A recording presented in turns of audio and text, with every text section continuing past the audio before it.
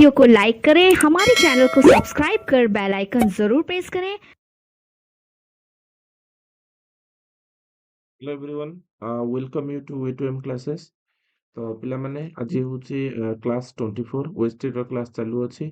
आपनकर आजिकर जो कंटेंट होची क्रिएटिविटी ऊपर। तो आपण जदि चैनल को प्रथम थर विजिट करछन्ती सब्सक्राइब करनेबे और बेल आइकन प्रेस कर देबे। जेतेबेले कोनोसी नुवा वीडियो आपनकर अपलोड होची आपण सर्वप्रथमे नोटिफिकेशन माध्यम पाई परिबे। तो आजिकर जो क्लास टी रहिची कंटेंट होची क्रिएटिविटी। तो आमे क्रिएटिविटी कोन आमे जानिबा। तो क्रिएटिविटी माने होची कोन ना creativity encompasses the ability to discover a new original ideas, connection and solution to the problem। ता माने आमे गोटे प्रॉब्लम को जतरा सॉल्यूशन करूचंती कोनसे गोटे नुवा आइडिया थ्रू ताकू आमे creativity कहउचंती। It is the ability to come up with the new ideas through the mental process and connecting the existing concept। ता माने गोटे एक्जिस्टिंग कॉन्सेप्ट ऊपर जतबे आमे कोनसे नुवा आइडिया आनुचंती हम मेंटल प्रोसेस द्वारा ताकू आमे creativity कहउचंती। The idea don't have to be revolutionary, they just have to be new for the thinker।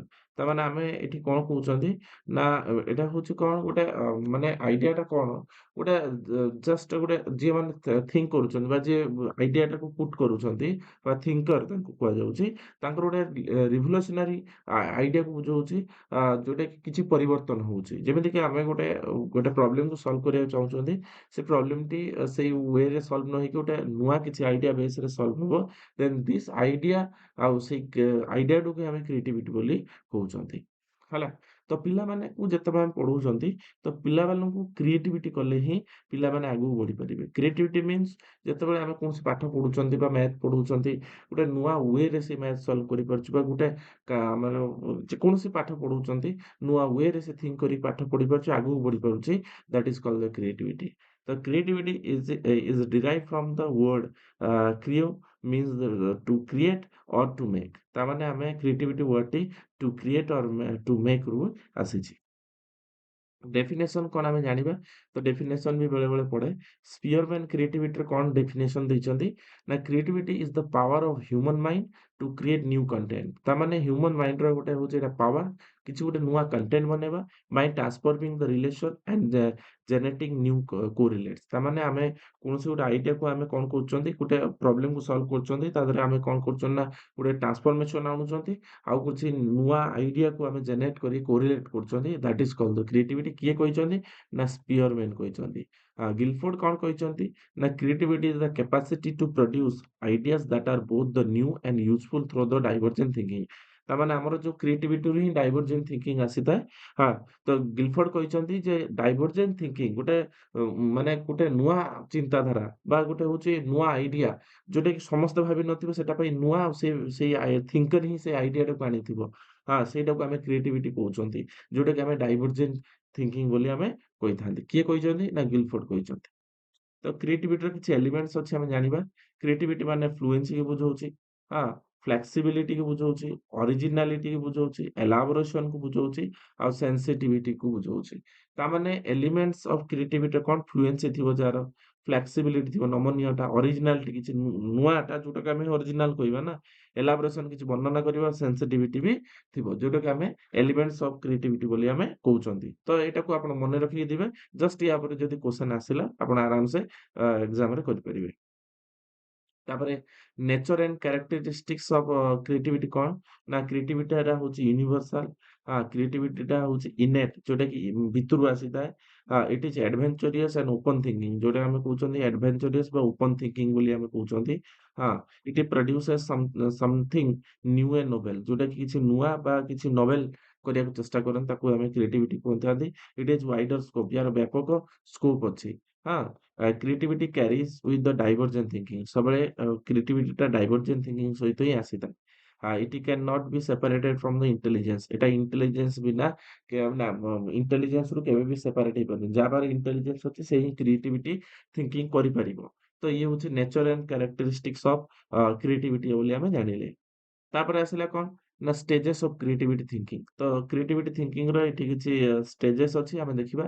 First ତ ଆମେ ଯେତେବେଳେ କ୍ରିଏଟିଭିଟି ଥିଙ୍କିଂ କରିବା ଆମେ ପ୍ରିପାରେସନ୍ କରିବାକୁ ପଡ଼ିବ ଯେ କୋଉ ଥିମ୍ ଉପରେ ବା କୌଣସି ମାନେ ଷ୍ଟେଟମେଣ୍ଟ ଉପରେ ଆମେ କ୍ରିଏଟିଭିଟି ଆଣିବାକୁ ଚାହୁଁଛନ୍ତି ବା କ୍ରିଏଟିଭିଟି ଥିଙ୍କିଂ କରିବାକୁ ଚାହୁଁଛନ୍ତି, କିଛି ନୂଆ ଥିଙ୍କିଂ ଆଣିବାକୁ ଚାହୁଁଛୁ। ସେଥିପାଇଁ ପ୍ରଥମେ ପ୍ରିପାରେସନ୍ କରିବାକୁ ପଡ଼ିବ।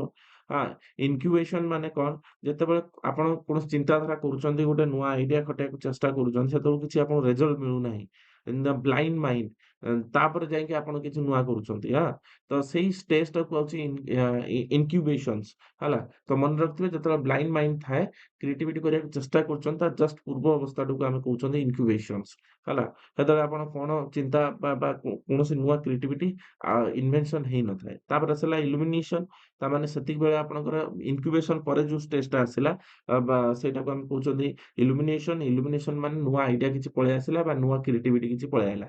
ତାକୁ ଯେତେବେଳେ ଆମେ ପୁଟ୍ କରୁଛନ୍ତି ସେଟା ଭେରିଫିକେସନ ବୋଲି ଆମେ କହୁଛନ୍ତି ଯେ ଏଇ ଆଇଡିଆଟା ଏଇ ଜାଗାରେ ଏଇ ପ୍ରୋବ୍ଲେମ ସଲ୍ଭ କରିବା ପାଇଁ ସାହାଯ୍ୟ କରୁଛି କି ନାହିଁ। That is verification. ତ those are the stages of creativity thinking ବା କ୍ରିଏଟିଭ ଥିଙ୍କିଂକୁ ଆମେ ବୁଝଉଛନ୍ତି। Role of a teacher in the fostering the student creativity, ତାମାନେ ଗୋଟେ ଟିଚର କଣ ରୋଲ୍ ରହିବ କ୍ରିଏଟିଭିଟି ପିଲାଙ୍କ ଭିତରେ ଭରିବା ପାଇଁ ବା ପିଲାଙ୍କ ଭିତରେ କିପରି କ୍ରିଏଟିଭିଟି କ୍ରିଏଟ୍ କରିବେ। ତ ସେଥିପାଇଁ ପିଲାମାନଙ୍କୁ ପ୍ରଥମେ ତ ଫ୍ରିଡମ୍ ଟୁ ରେସ୍ପଣ୍ଡ, ତାକୁ ଗୋଟେ ଫ୍ରିଡମ୍ ଛାଡିବା ଦରକାର ଯେ ସେ ତାଙ୍କର ଯେକୌଣସି ରେସ୍ପଣ୍ଡ ଦଉଛନ୍ତି ଫ୍ରିଡମଲି ଦବା ଦରକାର।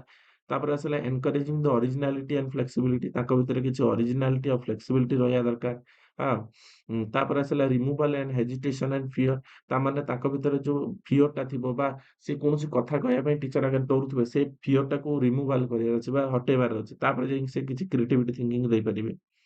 ତାପରେ ହେଲା ୟୁଜିଂ ଦ କ୍ରିଏଟିଭିଟି ରିସୋର୍ସେସ୍, ତାଙ୍କୁ କିଛି ରିସୋର୍ସେସ୍ ବା ସମ୍ବଳ ବ୍ୟବହାର କରିବାକୁ ଦବା, ଯୋଉଠି ସେ କ୍ରିଏଟିଭିଟି ଆଇଡିଆ ପୁଟ୍ କରିପାରିବେ। ତାପରେ use of special technique for the fostering creativity, ତ ପିଲାଙ୍କ ଭିତରେ କ୍ରିଏଟିଭିଟି ମାନେ ଭରିବା ପାଇଁ କିଛି ଆମେ ସ୍ପେସିଆଲ ଟେକ୍ନିକ୍ ଫଲୋ କରିବା। ଯେମିତିକି ଆମେ ସ୍କୁଲରେ ସାଇନ୍ସ ଏକ୍ଜିବିସନ୍ କରୁଛନ୍ତି, ସେମାନେ କଣ ନୂଆ ନୂଆ ମଡେଲ ବନେଇକି ଆଣୁଛି, ଦ୍ୟାଟ୍ ଅଲସୋ ଏ କ୍ରିଏଟିଭିଟି। ହଁ, ଆର୍ଟ ଆଣ୍ଡ କ୍ରାଫ୍ଟ ବନେଇବା ପିଲାଙ୍କୁ ଦଉଛନ୍ତି, ଦ୍ୟାଟ୍ସ ଅଲସୋ ଏ କ୍ରିଏଟିଭିଟି। ତ ଏଗୁଡାକ ସବୁ ଆମେ ସ୍ପେସିଆଲ ଟେକ୍ନିକ୍ ଫଲୋ କରିପାରିବା ସ୍କୁଲରେ ଗୋଟେ ଟିଚର ଦ୍ୱାରା। ତାପରେ ଆସିଲା କଣ ଟିଚିଂ ବାଇ ଏକ୍ସାମ୍ପଲ, ଆମେ ଯେତେବେଳେ ପାଠ ପଢଉଛନ୍ତି ପିଲାମାନଙ୍କୁ ବା ଟିଚର ଯେତେବେଳେ ପାଠ ପଢଉଛି ତ ଏକ୍ସାମ୍ପଲ ବେସରେ ପଢେଇଲେ ପିଲାଙ୍କ ଭିତରେ କ୍ରିଏଟିଭିଟି ଆଇଡିଆ ଆସିପାରିବ। ତ ଏ ଥିଲା ଆପଣଙ୍କ କ୍ରିଏଟିଭିଟି କନସେପ୍ଟ। ତ ଆଶା କରୁଛି ଆପଣ ବୁଝିପାରିଥିବେ। ଯଦି ଆପଣ ପ୍ରଥମ ଥର ଚ୍ୟାନେଲକୁ ଭିଜିଟ କରୁଛନ୍ତି ସବସ୍କ୍ରାଇବ କରିନେବେ ହେଲା। ଆଉ ନେକ୍ସଟ କ୍ଲାସରେ ଆମେ ନୂଆ କ୍ଲାସ ନେଇକି ଆସିବା। ଆଜିକା ପାଇଁ ଏତିକି, ଧନ୍ୟବାଦ ସମସ୍ତଙ୍କୁ।